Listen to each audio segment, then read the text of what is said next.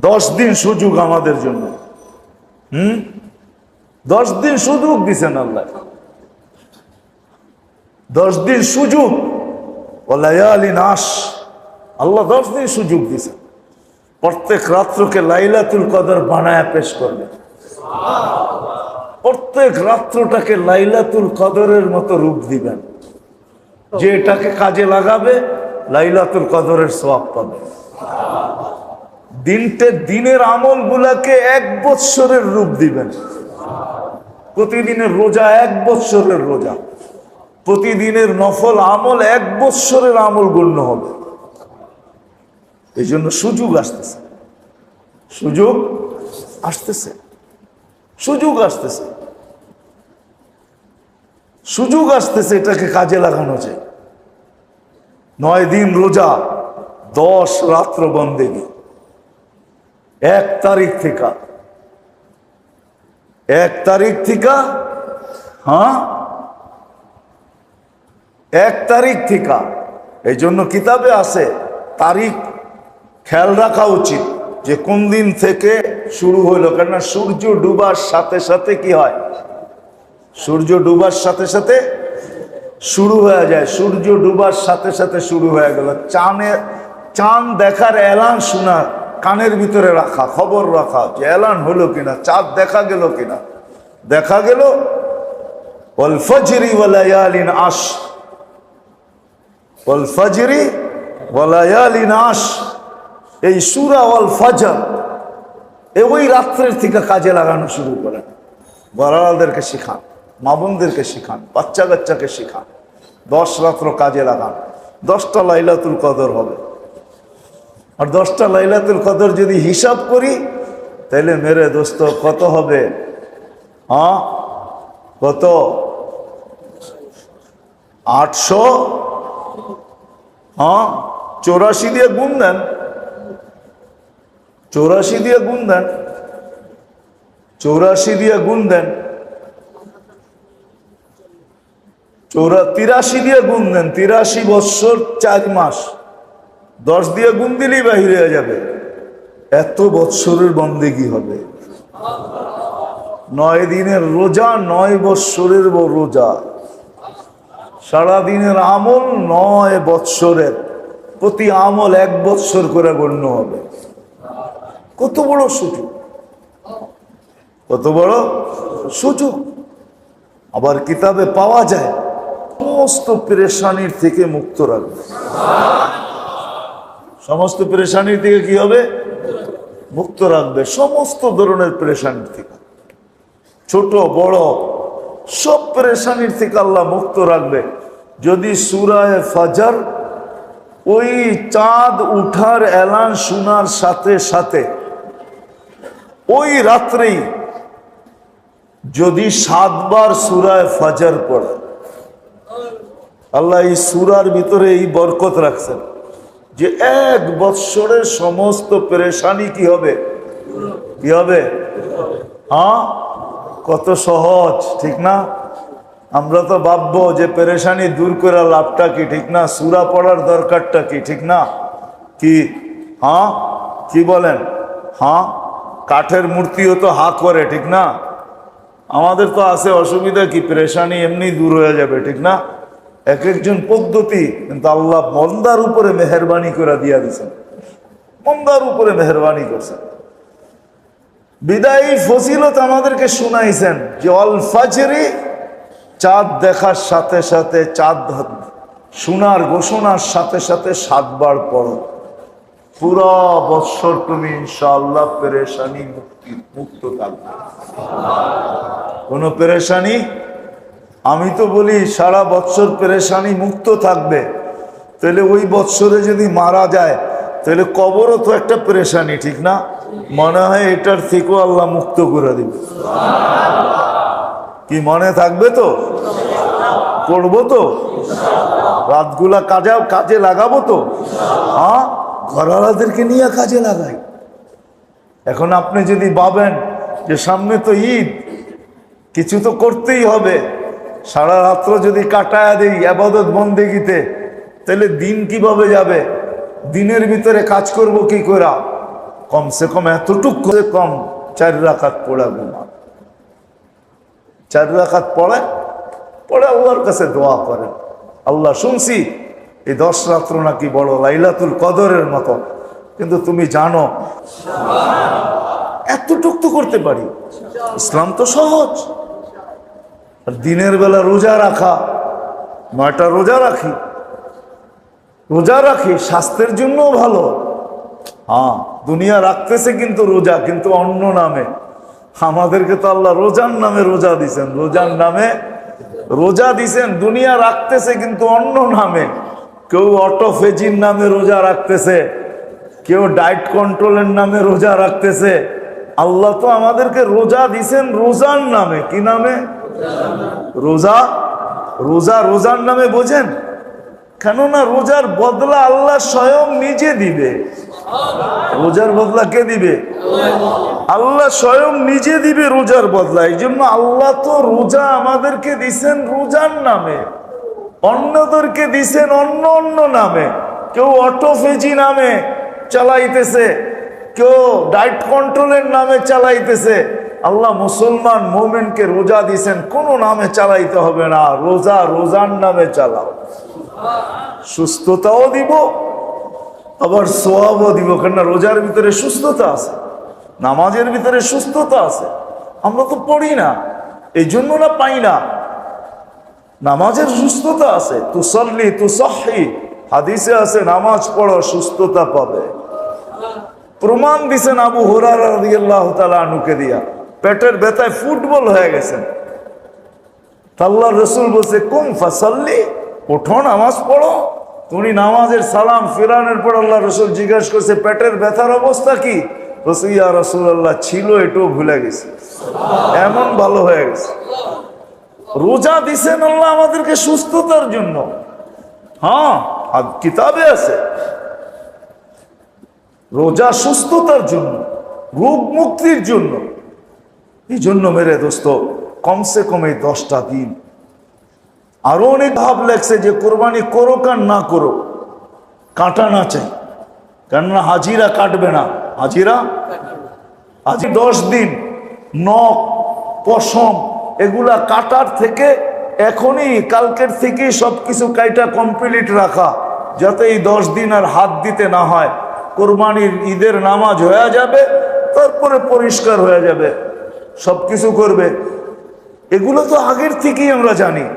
কিন্তু সবচেয়ে বড় আমল যেটা, রাতগুলা যেন বন্দেগীর ভিতরে যায়, দিনগুলা যেন কোনো না কোনো ইবাদতের ভিতরে কাটে। কাজ করতে করতে অনেক কিছু করা যায়। জিকির করতে কোনোদিন জিকির মনে মনেও করা যায়। জিকির কি দাঁড়ায়ও করা যায়, বসেও করা যায়, শুয়েও করা যায়, সর্ব অবস্থায় করা যায়। বিদায়ী 10টা দিন, 9টা দিন, 10টা রাত্রকে গুরুত্ব দেওয়া চাই। দিব তো ইনশাআল্লাহ। হ্যাঁ, আর সূরা ফজর যারা জানি, চাঁদ উঠার খবর শোনার সাথে সাথে ওই রাত্রেই কমসে কম 7 বার পড়বো তো। যারা কোরআন পড়তে পারি কোরআন থেকেই পড়ি, যারা মুখস্থ পারি তারা মুখস্থ পড়ি, অসুবিধা নেই। কোরআন দেখা পড়লে কোনো অসুবিধা নেই, আরো ভালো দেখা পড়ে। আর মেরে দোস্ত, মেরে ভাইও, মেরে আজিজও, আল্লাহ আমাদেরকে গুনার থেকে বাঁচার হুকুম দিছেন, আবার গুনার থেকে বাঁচায় রাখার জন্য পদ্ধতিও দিছেন। আল্লাহ গুনার থেকে বাঁচার হুকুম দিছেন, আমাদের গুনার থেকে বাঁচো। কি হুকুম দিছেন না? দেন নাই? হ্যাঁ, আবার আল্লাহ পদ্ধতিও দিছেন যে তুমি বাইচা থাকবে তো থাকবে কি করে। এই জন্য হাদিসে পাওয়া যায়, হয় আসলে ভাবলে দেখা যায় আল্লাহ যে কত বড় মেহেরবান, বান্দাকে যে কত ভালোবাসেন, কত যে মহব্বত করেন, কত ভাবেই না বান্দাকে বাঁচায় রাখতে চান। কিন্তু নাদান আমরাই, আসলে অজ্ঞ আমরাই। সবার কপালে তো সবকিছু শোভা পায় না, আমাদের কপালেও মনে হয় শোভা পায় না, যার কারণে আমরা বাঁচতে চাই না। তো আল্লাহ গুনার থেকে বাঁচার হুকুম দিছেন আর পদ্ধতিও দিছেন। এই জন্য হাদিসে পাওয়া যায় ফজরের নামাজের পরে যে 11 বার বিসমিল্লাহ সহ সূরা ইখলাস পড়বে, ইখলাস পড়বে 11 বার। ইখলাস চিনেন তো? কুল হুয়াল্লাহু আহাদ যে পড়বে, তো হাদিসের শব্দ হলো ওই দিন সে কোনো গুনাহ পর্যন্ত পৌঁছতে পারবে না। ওয়ালাউ জাহাদা শয়তান, শয়তান যতই জোর লাগাক না কেন ওই দিন তাকে গুনায় লিপ্ত করতে পারবে না। ডেলি ফজরের পরে, ডেলি ফজরের পরে কতবার? কি মনে থাকবে? হ্যাঁ হ্যাঁ। শুধু গুনার থেকে বাঁচবেন এমন না, 10 পারই তো 11তে যাইতে হয়, ঠিক না? কি বলেন? না 10 পারয়া যাইতে হয় না 11তে? না 10-এর আগেই 11? 10 পারয়া যাইতে হয়, ঠিক না? 10 বার যে সময় কমপ্লিট হবে জান্নাতে একটা বাড়িও কমপ্লিট হবে। শুধু গুনার থেকে বাঁচবেন না, জান্নাতে একটা বাড়িও কি কমপ্লিট হবে। আল্লাহ গুনার থেকে বাঁচানোর হুকুম দিছেন। সূরা ইখলাস, সূরা ইখলাস, মানুষের কোনো অঙ্গ ফেল হয়ে যাওয়া, এটা হলো সবচেয়ে বড় রোগ। ফেল হয়ে যাওয়া, বুঝেন তো? কোনো অঙ্গ ফেল হয়ে গেল, যেমন আমরা কই না হার্ট স্ট্রোক, এটা মানে কি? হার্ট ফেল, ঠিক না? কি ব্রেন স্ট্রোক মানে কি? ব্রেন ফেল, ঠিক না?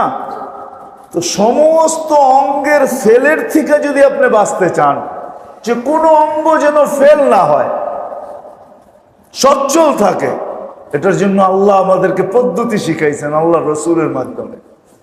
যে সকালবেলা উঠা তুমি সুবহানাল্লাহিল আযীম ওয়া বিহামদিহি ওয়ালা হাওলা ওয়ালা কুওয়াতা ইল্লা বিল্লাহ 3 বার পড়ো, তাইলে সন্ধ্যা পর্যন্ত তোমার কোনো অঙ্গ ফেল হবে না। কি হবে না? কি প্যারালাইসিসও তো ফেল হয়ে যায়, ঠিক না?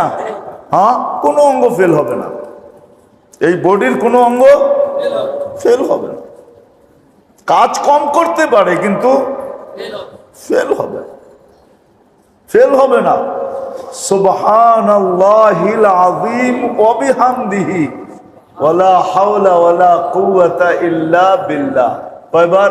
3 বার, মাত্র 3 বার। হ্যাঁ, কত বড় মেডিসিন, ঠিক না? কি বলেন? হ্যাঁ, চোখ ফেল হবে না, কান ফেল হবে না, ব্রেন ফেল হবে না, হার্ট ফেল হবে না, হাত ফেল হবে না, পায়ের ফেল হবে না, কিডনি ফেল হবে না, লিভার ফেল হবে না, কোনো অঙ্গ ফেল হবে না, কোনো অঙ্গ ফেল হবে না, সব সচ্ছল থাকবে। যদি ফজরের পরে 3 বার, মাগরিবের পরে 3 বার, মাগরিব পড়লো তো ফজর পর্যন্ত, ফজরে পড়লো তো মাগরিব পর্যন্ত, এর চেয়ে বড় মেডিসিন কি চান? হ্যাঁ, হায় হায়, তারপরে তো আল্লাহকে মানতে ভাল লাগে না, ঠিক না? তারপরে তো আল্লাহ রসুলকে মানতে ভাল লাগে না। এত বড় মেডিসিন দিল, দুনিয়াওয়ালারা যদি এরকম কিছু আবিষ্কার করে, হ্যাঁ, আমার মনে হয় মানুষ এটাকে কেনার জন্য লাইন দিবে, আগের থেকে বুকিং দিবে, ঠিক না? কি দিবেন না? দিবেন না? যাদের অর্থ আছে তারা কি বলবে? আমাদেরকে আগে দাও, ঠিক না? আবার কেউ দেখা যাবে বেশি মাত্রায় কিনা রাখবে, যে পরে ব্যবসা করবো, আমাকে আগে দাও, যত পারো দাও, টাকা যত পারে নাও, ঠিক না? কিন্তু আল্লাহ রসুল বিনা পয়সায় দিছে, কোনো অঙ্গ ফেল হবে না। পড়বো তো? আল্লাহ আমাদেরকে আমল করার তৌফিক দান করেন। ওমা আলাইনা ইল্লাল বালাগ। আগামী মাসেরটা মনে হয় 24 তারিখে হবে ইনশাআল্লাহ, যদি বেঁচে থাকি, আল্লাহ আসার তৌফিক দেয়। হ্যাঁ, করবো তো এই কয়টা আমল, মনে থাকবে তো? আপোষে খুব প্রচারও করি, এটা একজন আরেকজনকে বলি, এটা একটা তাবলীগ, প্রচার করি, এটা আমাদের দায়িত্ব, এটাও আমাদের দায়িত্ব। আল্লাহ আমাদের সবাইকে আমল করার তৌফিক দান করে। সবাই দোয়াও করি। চতুর্দিকে অনেক জেলায় এখনো বন্যা চলতেছে, ঈদ পড়ায় মাথার উপরে চলে আসছে, ঠিক না? আর 10-12 দিন বাকি আছে ঈদ।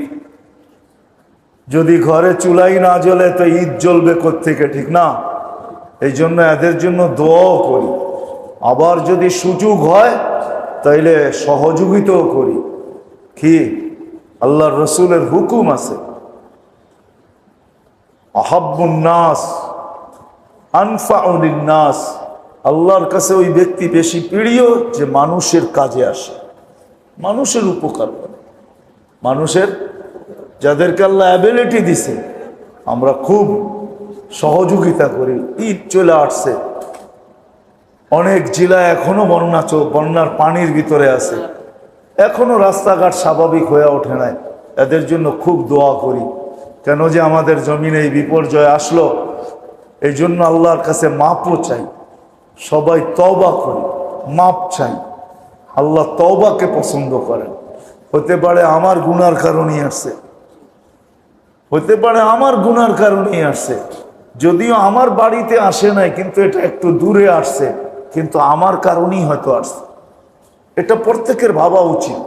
এই জন্য তওবাও করা চাই, দোয়াও করা চাই, সহযোগিতাও করা চাই। আল্লাহ আমাদের সবাইকে তৌফিক দান করেন।